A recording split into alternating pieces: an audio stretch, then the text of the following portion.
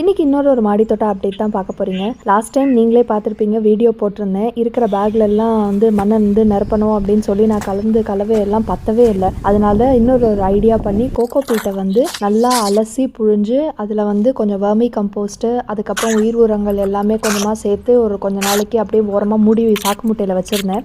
So அதை வந்து back ஹாஃப்க்கு கம்மியாக அதை ஃபஸ்ட்டு கீழே போட்டுட்டு அதுக்கு மேலே நம்ம வந்து போட்டிருக்கிற மண்கலவையை வந்து நம்ம ஆட் பண்ணோம் அப்படின்னா மண்ணும் நிறையா நம்மளுக்கு செலவாகாது. அதுவும் இல்லாமல் இருக்கிற செடியோட சைஸுக்கு அது வளர்கிறதுக்குள்ளே மேலே இருந்த எல்லா சத்துக்களும் அப்படியே அந்த கோகோ பீட்டு கீழே இருக்கிறதுக்கு போயிடும் அப்படிங்கிற ஒரு நம்பிக்கை. ஆல்ரெடி பேக்கில் இருந்த மண் கலவை எல்லாத்தையும் வெளியில் கொட்டிட்டு கோகோ பீட் இந்த மிக்ஸ் பண்ணி வச்சிருக்கிற கலவையை வந்து ஒரு ஃபர்ஸ்ட் ஹாஃபுக்கு பேக்கில் எல்லாத்தையும் ஒப்பிட்டு மிச்சம் இருக்கிற ஏரியாவுக்கு செம்மண் கலவையை வந்து ஆட் பண்ணிக்கலாம் அப்படின்னு ஒரு பிளான் பண்ணியிருக்கேன். இந்த ஐடியாவுக்கு தோத்தம் சிவா அண்ணாக்கு தான் நான் தேங்க்ஸ் சொல்லணும். இந்த செம்மண் கலவை வந்து கார்டன் பாட்டிங் சாயில் மிக்ஸ் அப்படின்னு சொல்லி ரெடிமேடாகவே கிடைக்கிது. அதில் வந்து 50%